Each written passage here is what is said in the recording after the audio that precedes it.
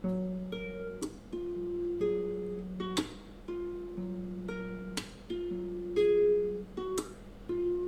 අපි හෙක්සගන් එකක් ගොතා ගන්න යන්නේ.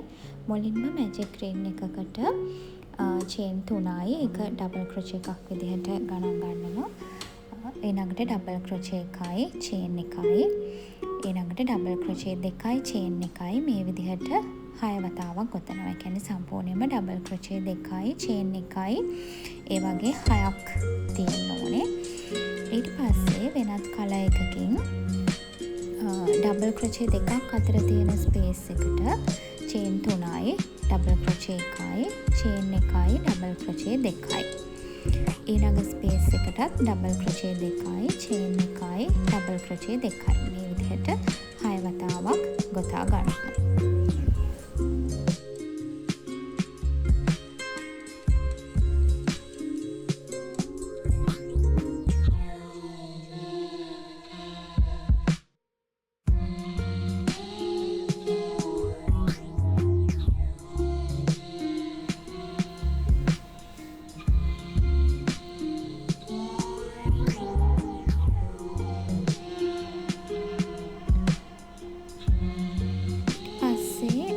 ඒ කලර් එකෙන්ම ඩබල් ක්‍රොචේ දෙකක් අතර තියෙන මේ ස්පේස් එකට චේන් 1 ස්පේස් එකට චේන් 3යි ඩබල් ක්‍රොචේ 6යි, ඊළඟ ස්පේස් එකට ඩබල් ක්‍රොචේ 7යි.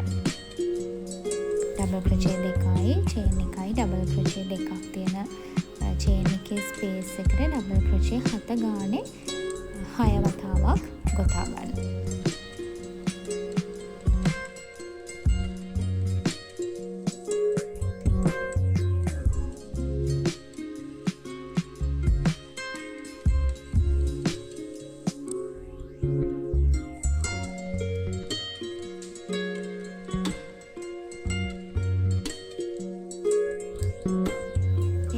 සම්පූර්ණ කරාම මේ වගේ එන්නේ. ඊට පස්සේ අපි මුලින්ම ගත්ත කලර් එකෙන් ඩබල් ක්‍රොචේ 7ක් තියෙන 7ක් අතර තියෙන ස්පේස් එකට දෙවෙනි රෝ එකෙන් පටන් අරගෙන මුලින්ම චේන් 3යි ඊළඟට ඩබල් ක්‍රොචේ 7ට සිංගල් ක්‍රොචේ 7ක් ගොතා ගන්නවා.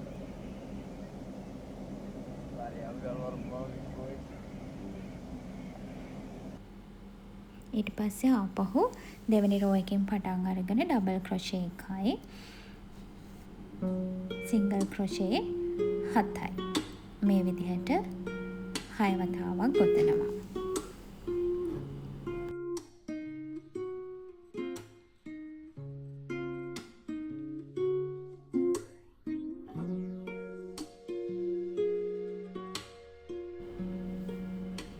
ඒ රවුන්ඩ් එක ඉවරනහම මේ වගේ තමයි පේන්නේ. ඊට පස්සේ ඒ කලර් එකෙන්ම අපි අවසන් කරපු තැනට චේන් 3යි ඩබල් ක්‍රොචේ 3යි, ඊළඟට මේ ඩබල් ක්‍රොචේ 7ක් තියෙන තැනට හතරවෙනි ඩබල් ක්‍රොචේ එකට ඩබල් ක්‍රොචේ එකයි චේන් එකයි එතනටම ඩබල් ක්‍රොචේ එකයි. ඒක තමයි කෝන් එක. ඊට පස්සේ ඩබල් ක්‍රොචේ 7ක්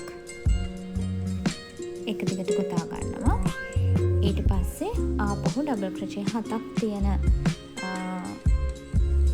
එකේ හතරවෙනි ඩබල් ක්‍රොචේ එකට ඩබල් ක්‍රොචේ එකයි චේන් එකයි එතනටම ඩබල් ක්‍රොචේ එකයි. ඒ විදිහට කෝනස් 6ක් එන විදිහට මේ රවුන්ඩ් එක සම්පූර්ණ කරගන්නවා.